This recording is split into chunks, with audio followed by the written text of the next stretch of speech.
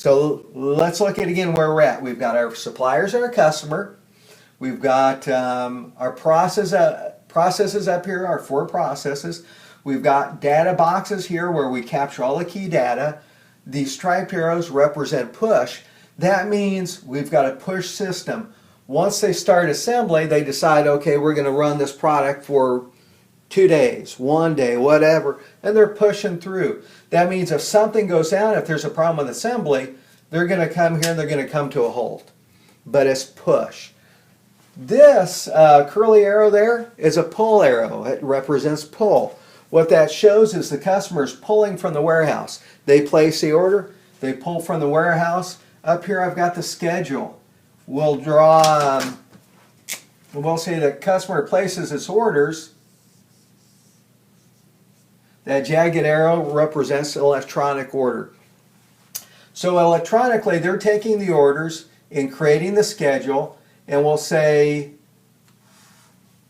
I'm not doing a jagged arrow, we'll just say that a schedule, hard schedule is created and taken out to all these different processes. Now typically you want your scheduling to work from one key area, and typically that's your pacemaker. That's the area that basically dictates all upstream processes. So wherever your bottleneck is, whatever dictates speed, that's what you want your schedule to go to. In this case, and like a lot of the places I've seen, you want everybody in the know. So again, the scheduling goes out to everyone. But again, you want to know that pacemaker. You want to know bottlenecks. If you understand the theory of constraints, where is your main constraint and what can we do to address that? Because that really dictates all speed and all flow. So we want to know where that area is and manage our constraints. Okay, the inventories I mentioned, we've got, so we got our processes up here, we got our data boxes explaining that, then we got our inventory data boxes where we put again the amount of supplies that we have and then the timeline, how long they're there. So I'm going to put that, let's just say that, for our inventory for process, we've got, let's say 24 hours. And for all these, again, we'll just say hours. We'll say we got 24 hours for this. We'll say assembly, we're tying up more stuff. We'll go for 12 hours for that. And for inventory and packaging, we'll just say we've got, let's say 8 hours for that. So when we look at all these, for our production time, we would capture all these inventories and also the amount of time that they're going between the processes, that time where they're just sitting there. Okay, so if we put all those together in terms of hours, we've got actually 68 hours. Let me change my color here.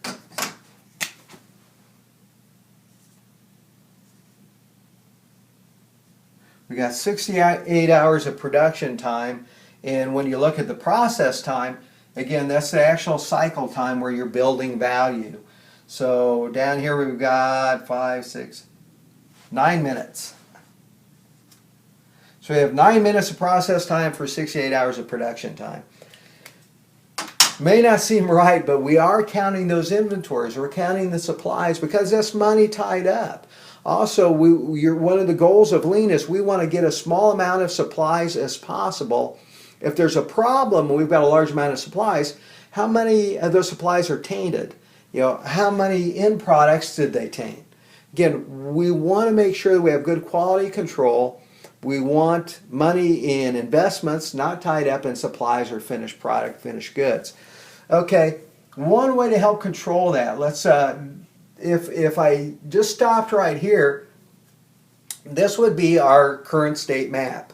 Some more information you might want to put is, again, how many people are involved with all these, so you can put that in your data boxes. There's icons you can use, like basically just glasses, which you put for any of these that are monitored by people. Again, a lot of the processes that I've been involved with in doing these, usually you have one person or a few people that are actually monitoring inventories, writing out the amounts that need to go out and managing all this. or you use a material management system, SAP or something along that line. But again, reflect that on there. Write down again how these are being managed. What you really want to get to is you want to get to a point where you're working by pull and one-piece flow rather than working in batches. And I've seen a lot of good examples of this. I've seen production lines that were fully automated where they had components that had to be built in separate departments in a batch setup. And what they were able to do is take the equipment that produced those components, actually bring them out to the assembly lines and feed them by conveyors into the actual assembly process on a pull system. So when the assembly line started running, it kicked on the machines that made that component and it pulled them into the system. There was enough conveyor to act as a bit of a supermarket, and I'll explain supermarkets in a moment. But what that did is it went from a batch push system to a pull supermarket system, which made it as efficient as you can possibly get. But what we would really like is for a customer to pull from the warehouse, then create a pull system where all these, to where, as the warehouse uses products, they send a signal that, hey, we need you to package more product. They send a signal upstream, hey, we need you to assemble more. They send a signal upstream, hey, we need you to paint more. And it just goes that way. To where if there are no signals saying to do something, everything stops. We go from push to pull. We're working upstream. As information flows upstream, we want product to flow downstream. If there's no signal to pull, then there's no signal to produce and everything comes to a stop. More often than not, you'll see push setup rather than the other way. When you have your value stream map, then you're going to start looking for where are those problems as disconnects.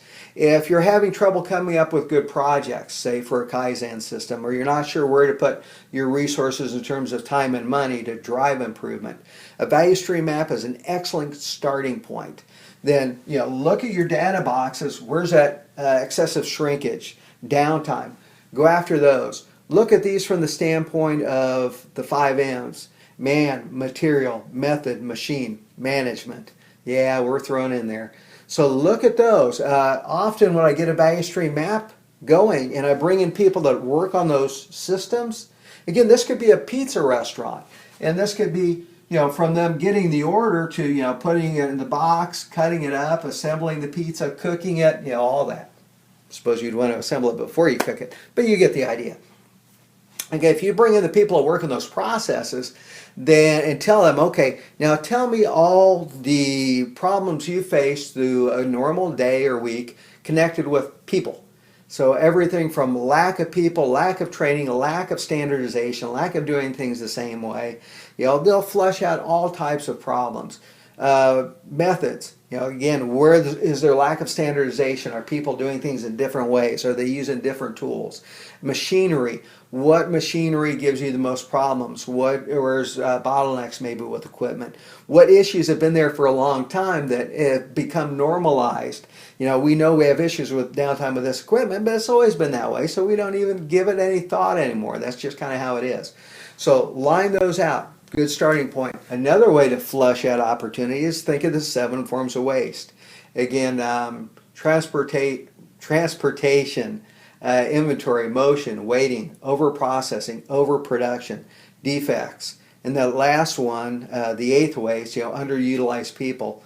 One of the things you want to do with this, and one piece of information I definitely usually request for that is man hours. Again, who is assigned to each of these processes and how much time are they actually busy? You want to level load your work. You don't want sporadic, you want smooth. This is your value stream. A value stream is defined as all the activities that happen that build value. From the time you get an order to where the customer gets the product, what are all those things that happen and what's value added and what's not value added? We want to build value. So from an employee standpoint, where are those employees that have bad days because the system is flawed and they're kind of working an uphill battle? Again, good people cannot override a bad system. We need to set employees up for success. Again, this is one of the advantages that franchises have, is they've done all this for you. For every activity, they have processes designed in the form of standard work instructions that help an employee to be successful. In my video on standard work, I talk about if I were a new employee coming to work for you, the first thing I should be handed is a list of the things I'm going to do through the course of the day. That's my standard work. So it has outlined all the activities I'm going to do, including breaks and whatnot. And for every activity, I should be able to pull up a standard work instruction form that tells me how to perform each of those tasks. So for everything that I do, I've got standard work set up that will set me up for success. It's something I can gauge, and I can tell that I'm going to be okay because I have confidence in the process. They've been using this for years. We follow this, we get this outcome. That's what you want.